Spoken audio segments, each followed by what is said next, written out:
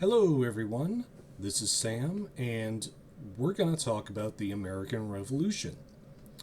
Specifically, a reading challenge related to the American Revolution.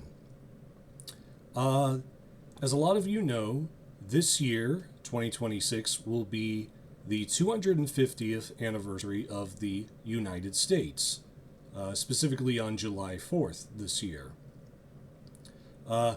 Officially, it is called the, quote, semi-quincentennial. We'll just call it the 250th for brevity's sake. And I really wanted to do something for the occasion. I wanted to do an event to celebrate this event on BookTube. So I was kind of thinking, well, what do we do? Do you just wait till July to do the reading? Do you just sort of sit on it for a while? And then I decided, you know what? I want to make it a year-long thing because this is a once-in-a-lifetime sort of deal, you know, because being 30 years old, I'm hoping I'll make it to the 300th anniversary, but making a special occasion for the 250th is appropriate, I think. So I really wanted to do something that lasted all year long. And I went, well, what could be done if it was done all year long? And I was thinking about it for a while. Oh, also, if you're wondering why I'm wearing a Kansas Jayhawks hat, it's because it's red, blue, not really any white, but my shirt makes up for the lack of color. So it's red, white, and blue for this whole ensemble. I thought my dad had a cap that had the American flag on it, but I couldn't find it, so I was like, all right, I'll borrow my late mother's Jayhawk cap because it has two of the colors.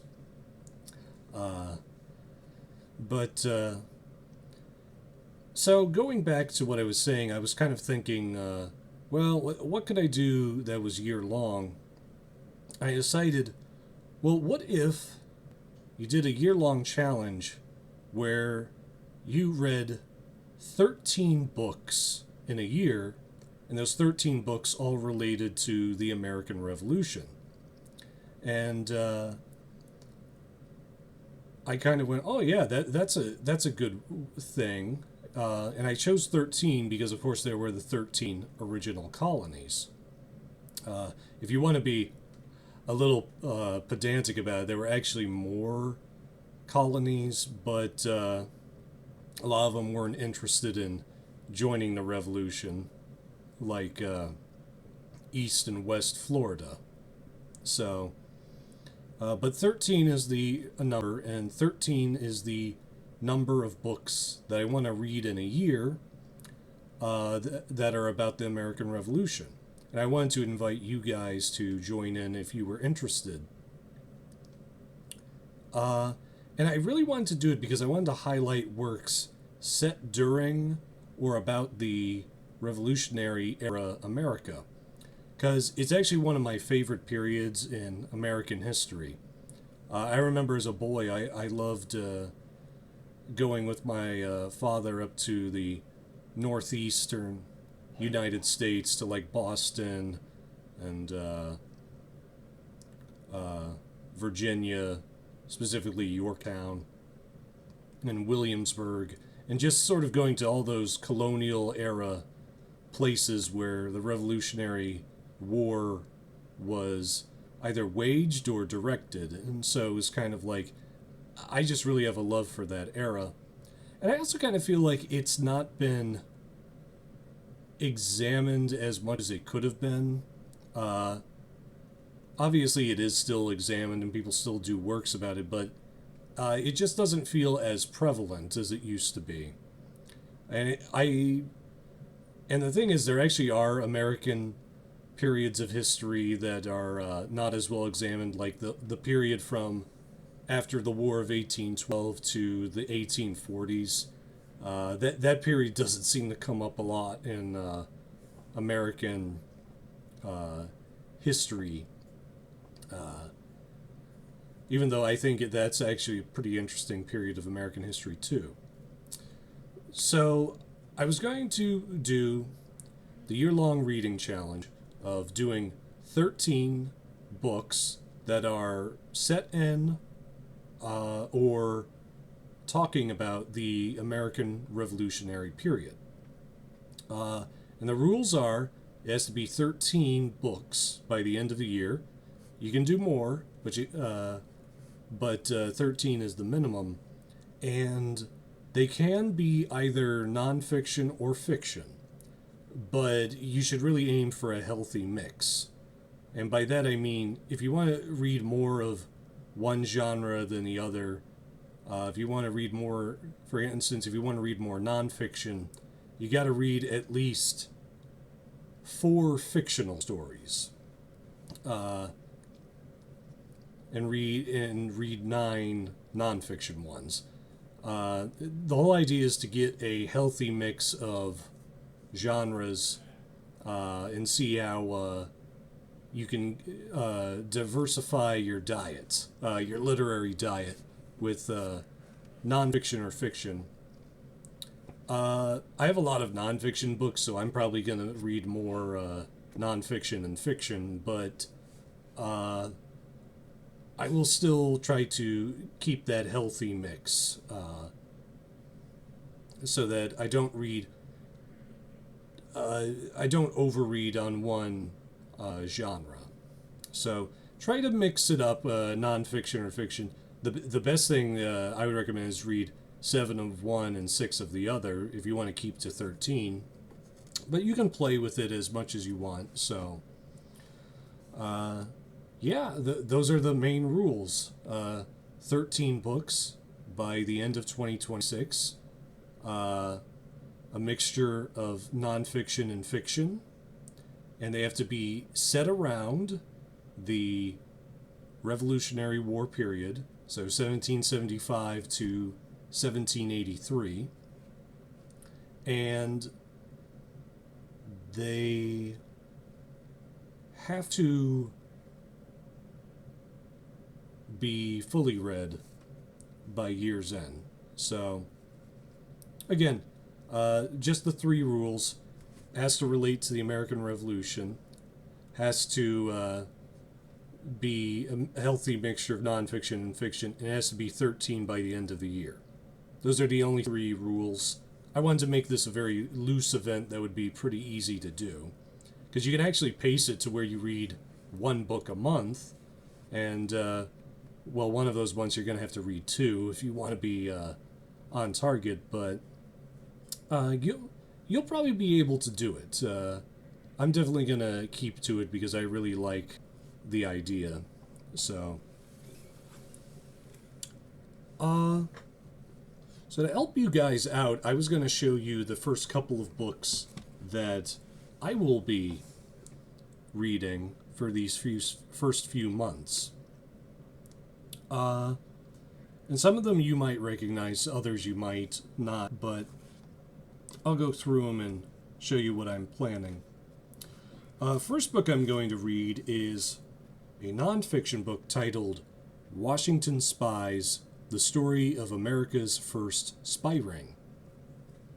And by, I believe it's Alexander Rose. And this is a historical account of the Culper Ring. And the Culper Ring was an American spy group that helped hide American objectives and sort of frustrate the British's counterintelligence. So they are very important to American history, apparently also because George Washington,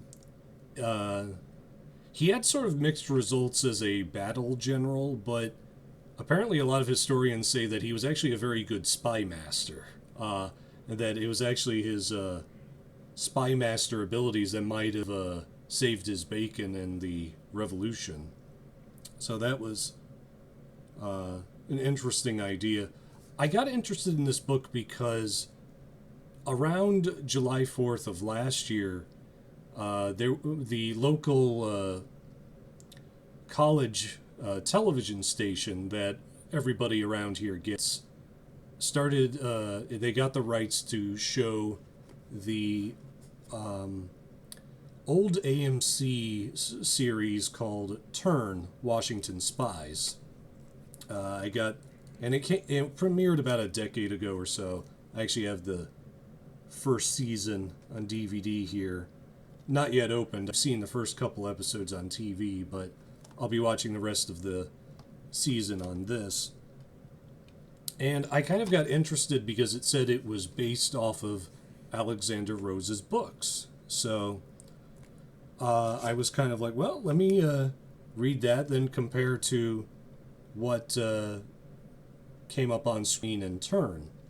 This was back when AMC, as you can see, it came from the cable channel AMC. This was back when AMC was had more varied programming, and they weren't just The Walking Dead. It seems so long ago. They used to be have varied programming, but what are you gonna do? Obviously, I'm not going to talk about the series on a BookTube channel, but if I finally get around to making that movie review channel, I might talk about this there.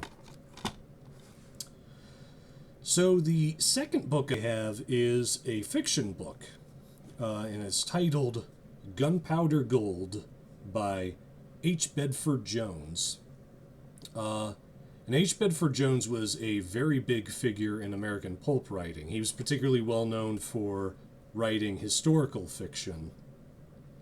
And he did a lot of stuff, not just for Revolutionary War, but all elements of American history.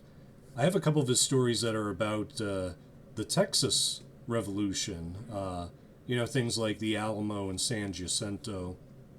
So he really covered a lot of things, and he wrote an insane amount of material. So the Steger Books, who are the ones putting out a lot of his works, they have so much material that they can put his stuff out for several more years, and they won't run out of material for a while. But yeah. Gunpowder Gold is about an American revolutionary who's trying to drum up funds for the American cause, specifically gunpowder, because the Americans in this story really need gunpowder. And the revolutionary finds out there's this countess that is living in the colonies, and she's an exiled countess from Russia, and she actually has a huge inheritance that, if he can manage to get a hold on it, could fund a lot of the American guns. So the plot of it is him trying to get this inheritance so he can fund the American Revolution. And this was a true pulp story because it was serialized in 3 issues of the pulp magazine Blue Book in 1937. So this is real interesting. I really want to see where Jones takes this concept. And the third book, and this will be the final one I share with you, this is one I started reading a while ago but just fell out of it, so I'm going to reread it. It's called Alamo of the Revolution, Benedict Arnold and the Massacre at Fort Griswold by Jerald P. Hurwitz. And this is a nonfiction account, and it's about the historian Hurwitz, who examines this little-known battle of the American Revolution that happened in 1783. And what it was that the infamous Benedict Arnold, who was, of course, the infamous turncoat from the Americans to the British, and it talks about an event where he led the British against his former American soldiers at New London, Connecticut. And there was this small fort called Fort Griswold. In my mistake, I said 1783. It's 1781. Because, and I know that because it was toward the end of the war in 1781, and it happened just a few weeks before the American victory at Yorktown. And this battle was kind of an outlier because by that point in the war, the British had sort of turned their attentions to the southern part of the colonies. And most of the battles were happening in the south at the time. And because the victory at Yorktown happened not too long after this, the massacre at Fort Griswold was not really talked about in American military history or any real history at all. It was just kind of a footnote. So Hurwitz is trying to examine this incident because it does involve a very important figure in American history, Benedict Arnold. So, like I said, I started reading this last year, but I kept getting distracted. This will give me a reason to put my nose to the grindstone and finish reading this. So that'll be a lot of fun. And that's all the books I'm going to share now because I have a couple of others. I have a whole pile behind me of American Revolution books. A lot of them are nonfiction, and I'll go through those over the coming months, decide which ones I want to do. But these are the first three I'm going to do, and I heavily encourage anyone who wants to join in to look into those ideas, those books that you might be interested in that are relating to the American Revolution. You can easily find a lot of them at your public library, and even if you can't, there's a fair number of them you can probably find. History books like this are not hard to find about the American Revolution. There's plenty of that. It's actually the fiction books like Gunpowder Gold that might be a little more troublesome, because the American Revolution doesn't seem to be broached in fiction as much as other periods in American history. But I think if you look around, you'll be able to find some that'll suit your purposes. So yeah, that is my plan for the year. And just as a reminder, the three rules, there's only three rules for this event. First is you have to read 13 books by year's end. Those books have to be related to the American Revolutionary period. It doesn't necessarily have to be 1776. It can be any time around 1775 to 1783. And they can be fiction or nonfiction, but try to have a healthy mix of them. Like no more than 9 stories in one genre. Try to have a healthy mixture. Those are the only 3 rules to participate in this event. So I hope that interests some people, and if you are interested, give me some ideas in the comments of other books that maybe I should check out, or if there's any stories that you've read that you'd really like to suggest, or if you just want to participate and need some ideas, I can give a few myself. So keep your eyes out for that. And we will see each other in the future. And hopefully we'll read some good Revolutionary War books. All right.